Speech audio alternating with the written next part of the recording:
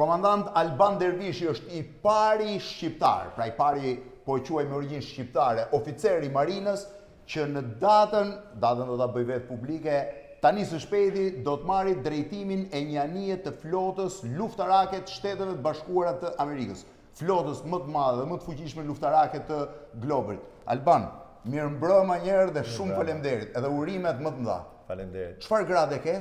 Kam gradën nën kolonel, pra commander në marinë. Commander, ku është gradat e këto këtu? Tani, grada janë këto 3 ripat. E shikon ja unë që s'marr vesh fare nga ushtria, si ngatrohem. Dhe kam pasur stërgjyshin ushtarak.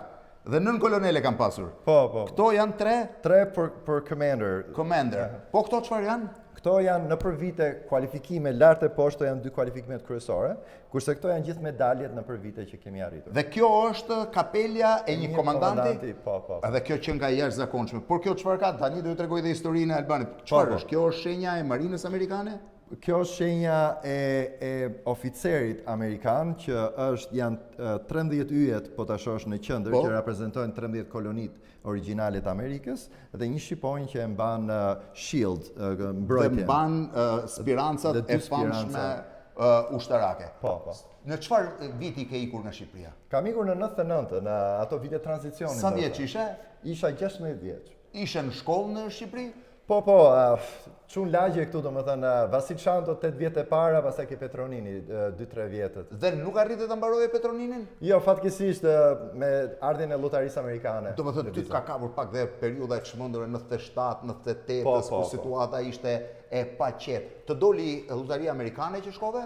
I doli babai tim dhe vajtëm gjithë familja. Dhe u vendosët në cilin vend të Shqipërisë? Në New York, si gjithë shqiptarët, ndoqëm shqiptarë të tjerë dhe Në cilën zonë New Yorkut? Queens. Queens është një gjysmëlagje shqiptare, siç është dhe Bronxi në anën tjetër. Kishte shumë shqiptarë kur ngritet aty? Kishte dhe shumë shqiptarë që të ndihmonin në atë tranzicionin e parë duhet. Ishte i vështirë tranzicioni i parë nga një çun lagje tek Vasil Shanto dhe Petronini direkt në Queens? Patjetër, shumë vështirësi, por ja vlenin. Ja vlenin. Ti si u ndjeve? Unë ndjeva që mu dha një mundësi dhe doja ta shfrytëzoja në maksimum. Po në marinë vendose vetë? Pak influencë nga babai, edhe gjyshin duke i pasur të 2 ushtarak. Dhe gjyshi dhe babai kanë qenë ushtarak? Gjyshi çfarë ka qenë? Gjyshi ka qenë me gradën kolonel dhe ka qenë mbas luftës dytë botërore, kupton, në ushtri. Në ushtri. Po babai? Kurse babai ka qenë në aviacion, teknik aviones, këtu në Rinës. Ka qenë në aviacion, domethënë ti je brezi i tretë ushtarak në një familje. Po. Vetëm se ti ke zgjedhur marinën, kështu që i keni kompletuar gjitha armët e një ushtrie, me përjashtim nuk e di çfarë mbetet tani. Marines. Marines për mbetet. Dhe pse vendoset ty në marinë? Dhe jo të shkoje në Army normal apo në US Air Force? Në atë periudhë e influencoi një djalë i ri me uniformën e bardhë të marinës që tha, djalë tha, lej ato opsionet e tjera, ti duhet vish marinë, po hajde t'jap një drekë. Kur shkove kishe një lloj dileme në cilën armë do zgjidhje. Po. Dhe du shfaqja i marinari me uniformën e bardhë. Edhe pas ka qenë e thënë se ja ku jam sot. Dhe ti the që të ftoj për një picë dhe një birrë. Kjo ishte. E po mirë, me një picë pas ke marrë marinën. Dhe sa vjet bëre shkollë?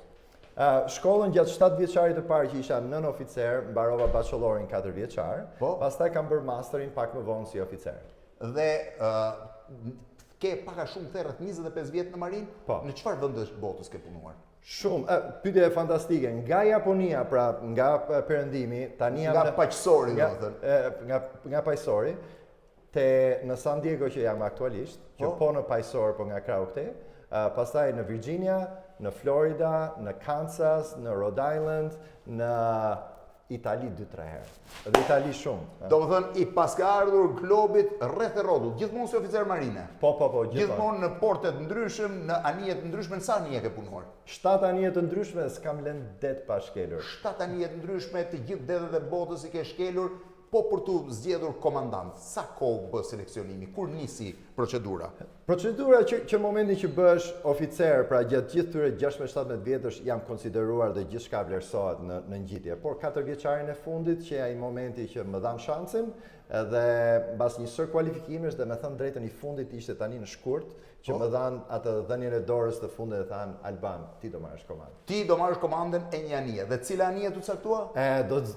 Mu dha mundësia të zgjedh dhe thash do zgjedh një emër që ngjit edhe me shqiptarë dhe thash USS Pearl Harbor. USS Pearl Harbor ka emrin e katastrofës më të madhe detare të historisë së Shtetit Bashkuar të Amerikës, po njëkohësisht dhe tragjedisë që ktheu fatin e luftës dytë botërore. Futi Shtetet Bashkuar të Amerikës në luftë, ktheu fatin e luftës dytë botërore, zhvendosi flotën e famshme amerikane paqësor në drejtim të Japonisë, më fakt solli shkatërimin japonez. Faktikisht çdo thot mbash emrin e një prej, po e quaj, eventeve më të mëdha detare të Shtetit Bashkuar të Amerikës. Një përgjithësi e madhe, por kemi një ekipazh prej 350 vetave që të gjithë së bashku. 350 veta ke ti në varësinë tënde? Po. Oficer dhe marinar? Oficer janë ke 30-40 veta dhe pjesa tjetër janë marinar ekipazh. Dhe sa merr në total Ania? Ania ka mundësinë të marrë edhe 500 trupa, pra që janë marincat. Përveç 300 që të tënde, pra në total shkon rreth 1000 veta. 850 veta. Që han, pin, jetojnë në atë anije. Në atë anije, përveç mjeteve, është anije amfibe? Është anije amfibe. Amfibe apo transport amfibësh? Jo, është pikërisht amfibe, pra është një anije luftarake që mbron marincat deri në momentin që ata arrin në breg. Do të thënë ajo shkon deri në breg? Ajo shkon deri në 2-3 kilometra afër bregut dhe nga barku i anijes dalin të gjitha mjetet si në ato filmat. Hapet ajo dhe dalin ato. Ato janë vërtesin filma apo? Shiko, afër, me thënë drejtën. Janë të ngjashme me filmat. Dhe ti do kesh 300 ca veta personel në rast në varësi të misioneve të luftarake që keni, mund të kesh nga 300-400 deri në 500 veta dhe sa mjete me vete? Me tonazhe mund të flasim dhe 2000 ton materiali që sjellin marincat, varet nga misioni, paketa të ndryshme. Edhe helikopter kemi pista aviacioni që mund të vinë helikopter. Sa gjatë është Ania? Ania është me 187 metra e gjatë dhe arrin deri në 18000 ton. 18000 ton, dhe konsiderohet një nga anijet e rëndësishme të flotës amerikane. Patjetër, anijet amfibe janë shumë emri apo nga funksionet që kryen? Të dyja, jam shumë krenar për të. Doja të pyesja, po në marinën amerikane, se në përgjithësi në armi di, ka shqiptar tjerë, pra ka shumë shqiptar? Po 1% e vogël, do doja të shija më shumë. Po kuj dallon që ka shqiptarit, të kanë qelluar që të takosh? Jo, fatmirësisht kam akses të sistemeve që mund të shoh gjithë personelin që ka marina dhe kur fut mbiemrat e duhur, për shembull, a dalin emrat e mbiemra shqiptar? Dalin e kërkoj kastilën. Çfarë mendon babai, i cili ka qenë ushtarak, edhe gjyshi ushtarak, tani që ti ke marrë komandën e një prej anijeve të rëndësishme të flotës amerikane? Shumë krenar, me thënë drejtë, kam një mbështetje fantastike, jo vetëm nga prindrit, po dhe nga bashkëshortja dhe fëmijët. Bashkëshortja është? Rudina edhe një vajzë koçare që marrë me u zemrën. Jeni njohur në Amerikë?